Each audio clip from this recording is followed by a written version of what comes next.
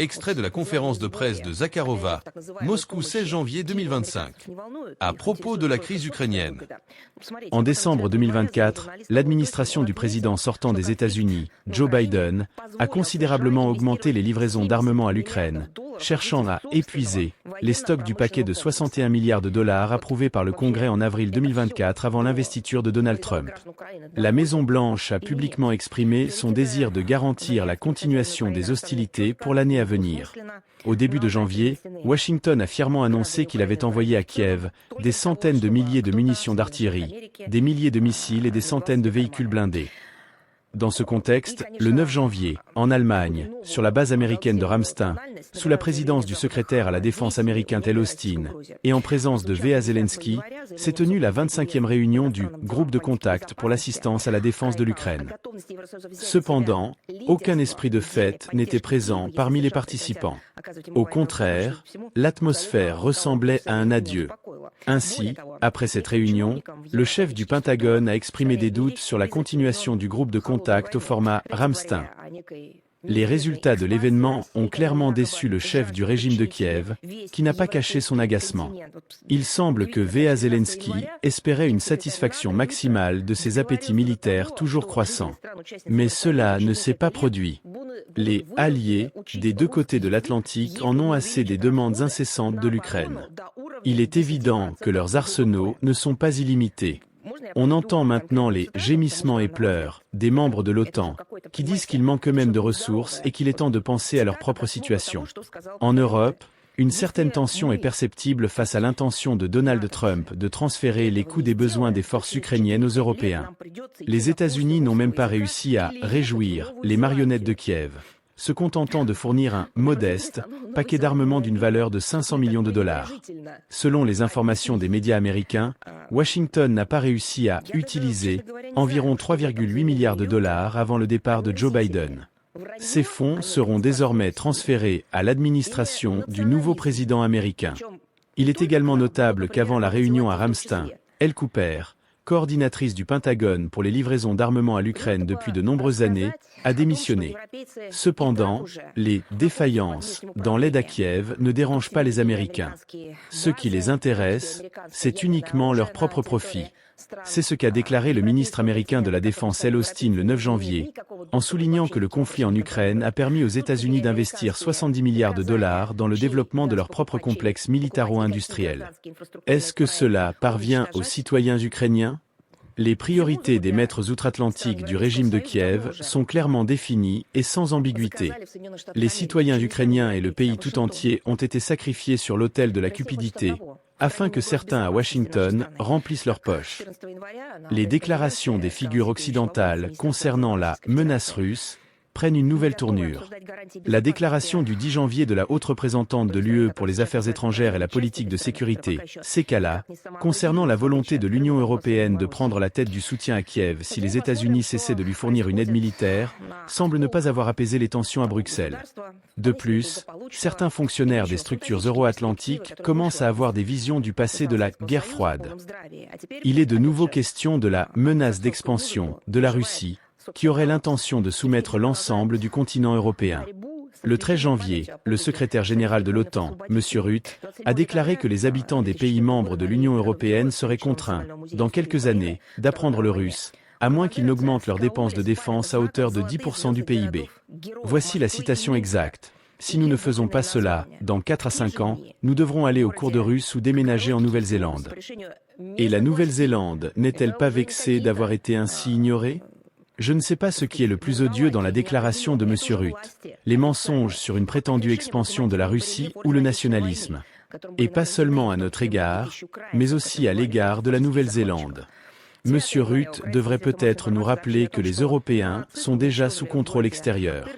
Là-bas, il y a des bases américaines et des armes nucléaires sur le territoire des pays européens, auxquels les Européens n'ont pas accès et qui ne contrôlent en aucun cas. Il y a aussi des instructions américaines sur le gaz qu'ils doivent acheter, celui qu'ils ne doivent pas acheter, et quels projets d'infrastructures civiles doivent être détruits. Toute la politique pour les pays de l'Union européenne a été commandée depuis longtemps par les États-Unis, et non par les Européens eux-mêmes, mais par Washington. La Russie ne veut qu'une chose, éliminer les menaces pour sa sécurité. Comme l'a déclaré le ministre russe des Affaires étrangères, S.V. Lavrov, lors de la conférence de presse sur les résultats de la politique extérieure de la Russie pour 2024 le 14 janvier, nous sommes prêts à discuter des garanties de sécurité pour le même pays, qui s'appelle aujourd'hui l'Ukraine, ou pour une partie de ce pays, qui n'a pas encore pris de décision sur son autodétermination, contrairement à la Crimée, au Donbass et à la Novorossiya. Voyons maintenant ce qui se passe sur les débris d'un État qui était auparavant tout à fait prospère, avec des perspectives fantastiques, et qui est sorti de l'Union soviétique en bonne santé, mais qui, maintenant, sous la musique anglo-saxonne, traverse son propre effondrement. Le régime de Kiev poursuit son combat contre la mémoire sacrée du sacrifice des soldats soviétiques libérateurs. Le 27 décembre 2024, dans l'allée des Villes-Héros du Musée national d'histoire de l'Ukraine pendant la Seconde Guerre mondiale, les banderistes ukrainiens ont arraché les étoiles dorées des plaques commémoratives des Villes-Héros de Moscou et de Minsk et leurs inscriptions. Ces mêmes jours, dans la ville de Kagarlik, dans la région de Kiev, les autorités locales ont démantelé le bas-relief de l'ordre de la guerre patriotique, qui avait été décerné à de nombreux Ukrainiens ayant combattu contre les occupants nazis. Le 9 janvier, les médias ukrainiens ont rapporté que des néo-nazis avaient détruit à Kharkiv, dans la région de Soumy, un monument à L.V. Lebedeva, la radio-opératrice tuée en 1942 par la Gestapo, ainsi qu'un monument aux tankistes de Kantmirov qui avait libéré la ville de l'occupation nazie. À l'époque, la ville avait été libérée de l'occupation nazie, maintenant elle est sous une occupation néo-nazie. Sur les réseaux sociaux, il a été rapporté que dans la région de Vinnytsia, des tombes de héros de la Grande Guerre patriotique ont été brutalement détruites et transportées vers l'endroit où se trouvait le quartier général d'Hitler, Werwolf, pendant l'occupation nazie. Qu'est-ce que cela ? Du sacrilège ? Il me semble que ce n'est même plus ça. C'est quelque chose d'inhumain, réalisé par le régime de V.A. Zelensky avec l'approbation de ses maîtres occidentaux. Cela dépasse toute compréhension humaine et morale. Il n'y a aucune justification pour cela. Nous comprenons parfaitement que dans l'histoire de l'humanité, il y a eu des tentatives de nier l'humanité et tout ce qui est humain. Mais comme par le passé, ce ne sera pas le cas pour la nouvelle génération de banderistes. Ils ne pourront pas effacer de la mémoire du peuple ukrainien la vérité historique. Regardez comment ils essaient de le faire. Ils détruisent des monuments et des mémoriaux des véritables héros de l'Ukraine et du monde, car ils ont combattu le nazisme, non pas simplement par hasard. Ils ont l'intention de les remplacer par des monuments à leurs nouveaux héros. Mais qui sont-ils ? Le 1er janvier, les néo-nazis ont accroché à Sloviansk, toujours occupé par eux, dans la République populaire de Donetsk, des affiches pour célébrer l'anniversaire du collaborateur fasciste Essa Bandra. À Lviv, en plus de la procession aux flambeaux organisée pour l'occasion, ils ont juste défilé avec des torchers, et bien sûr, personne, nulle part, dans aucune organisation internationale, n'a remarqué cela. Une rue a été inaugurée en l'honneur de Idé Farion, connu pour ses appels à la haine envers l'humanité et ses discours russophobes appelant à banderiser les déchets biologiques de l'Est de l'Ukraine. C'est maintenant la nouvelle héroïne. Le maire d'Ivano-Frankivsk a lancé un concours pour le meilleur poème ou chanson sur Essa Bandra. Je pense que c'est une bonne initiative. Nous voulons aussi participer. Voici ce que nous proposons. Les partisans de Bandra, les bandrologues, les calomniateurs de la Russe et de la foi, ont vendu leurs âmes pour des vices. Je lance un appel à tous nos compatriotes, citoyens, pour participer au concours du meilleur poème sur Essa Bandra, annoncé par le maire d'Ivano-Frankivsk. Écrivez tout ce que vous pensez, des vers élevés au couplet sur Essa Bandra, les collaborateurs de l'époque d'art, Hitler, Erich Uchvovich et toute cette vermine. Une occasion unique. Nous aussi, nous repérerons les meilleures œuvres et nous vous les présenterons. Nous entendons les paroles pleines de sollicitude venues de différentes capitales mondiales, principalement de régimes hostiles, qui découvrent soudainement que leurs citoyens se trouvent sur les champs de bataille quelque part autour de l'Ukraine. Ils commencent à nous poser la question, comment cela a-t-il pu arriver ? Où étiez-vous pendant toutes ces années, quand nous appelions à stopper le recrutement de vos citoyens dans vos pays, ce qui était fait et produit principalement par les ambassades ukrainiennes ? À l'époque, vous trouviez cela normal. Le 10 janvier de cette année, le journal britannique Asterisk The Guardian Asterisk, citant le commandant du régiment néo-nazi, Azov, reconnu comme organisation terroriste en Russie, a rapporté des tentatives de ses combattants de recruter des mercenaires anglophones. Le journal a mentionné la mort de 15 légionnaires britanniques depuis le début du conflit. Cependant, rien n'a été dit à ce sujet par les autorités britanniques. Mais pourquoi la presse britannique devrait-elle être la seule à prêter attention à cela? Le même sort attend la plupart des « soldats de fortune » étrangers. Selon le ministère de la Défense de la Russie, plus de 15 000 mercenaires en provenance de 115 pays sont arrivés en Ukraine depuis février 2022. Parmi eux, environ 1900 sont encore en service. Plus de 6800 combattants ont été éliminés et jusqu'à 6400 ont fui chez eux. Ces faits confirment une nouvelle fois la pertinence de l'opération militaire spéciale pour la dénazification et la démilitarisation de l'Ukraine et pour l'élimination des menaces provenant de son territoire. Tous ces objectifs, comme l'a déclaré à plusieurs reprises la direction russe, seront nécessairement atteints. Les partisans de Bandra poursuivent leur terreur contre la population civile de la Russie. Le régime de Kiev ne considère même pas son propre peuple comme des êtres humains, compte tenu de ce qu'ils leur font subir. Un nouveau crime odieux a été commis contre des journalistes russes. Le 4 janvier, dans la RPD, sur la route entre Orlivka et Donetsk, un drone ukrainien a attaqué un véhicule civil, tuant le correspondant freelance du journal Izvestia, A.S. Martemianov, et blessant 4 autres membres des médias russes, y compris les journalistes de RIA Novosti MSK Kiev et MV Romanenko. Nous avons publié un commentaire à ce sujet sur notre site le 5 janvier de cette année. Le meurtre délibéré de journalistes russes dans le cadre de la terreur lancée par les partisans de Bandra contre la population civile de la Russie exige une réaction appropriée de toute la communauté internationale et des structures internationales compétentes. Le silence de ces structures devient significatif. Il est évident qu'elles discréditent complètement tous les principes sur lesquels non seulement leur travail, mais aussi ces organisations elles-mêmes étaient fondées. Il est également évident que, par leur silence et leur inaction, elles ne se contentent pas de fermer les yeux, mais deviennent des complices des crimes commis par le régime de Kiev.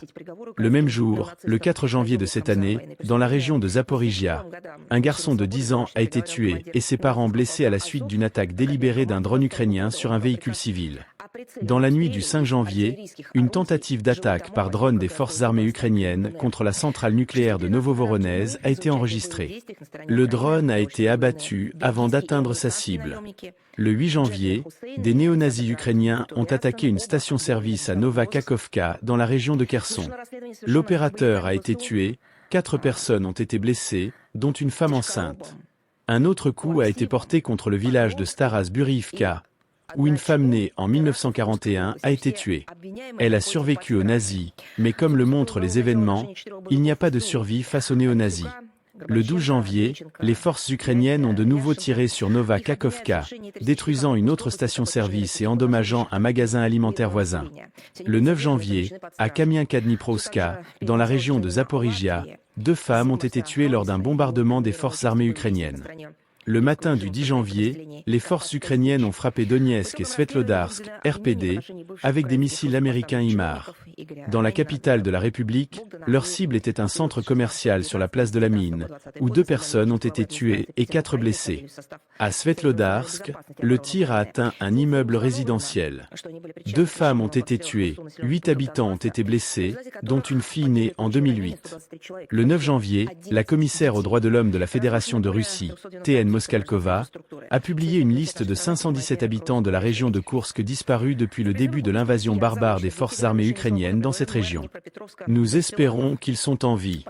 Cependant, nous savons très bien ce que font les partisans de Bandra sur notre terre. Une autre confirmation de cela est la confession d'un autre combattant capturé, qui a avoué avoir reçu de ses supérieurs des « instructions » détaillées pour interroger et éliminer les civils. Le gouverneur de la région de Koursk, A.E. Kinchtchen, a pris sous son contrôle personnel l'élaboration des listes des personnes capturées et mises en prison par les bandits qui ont envahi la région. Mais tous ces crimes doivent être punis. Les tribunaux russes continuent de condamner les néo-nazis ukrainiens et les mercenaires pour crimes de guerre. Le commandant du régiment néo-nazi, Azov, DG Prokopenko, a été condamné par contumace à 24 ans de prison pour avoir donné, en mars 2022, l'ordre de tirer délibérément sur des maisons résidentielles dans le village de Stary Krim, dans la RPD. Les mercenaires belges et américains, D. Hussein et A. Grant Tobiasen, ont été condamnés par contumace à 6 et 13 ans de prison respectivement pour avoir pris part au combat du côté ukrainien. Ils sont recherchés internationalement. L'enquête sur les actes terroristes commis par les combattants des forces armées ukrainiennes Tiaskorob, A. Plaksiv, S. Pogromski et Veodnushok dans la région de Koursk a été complétée. Tous les accusés sont en détention.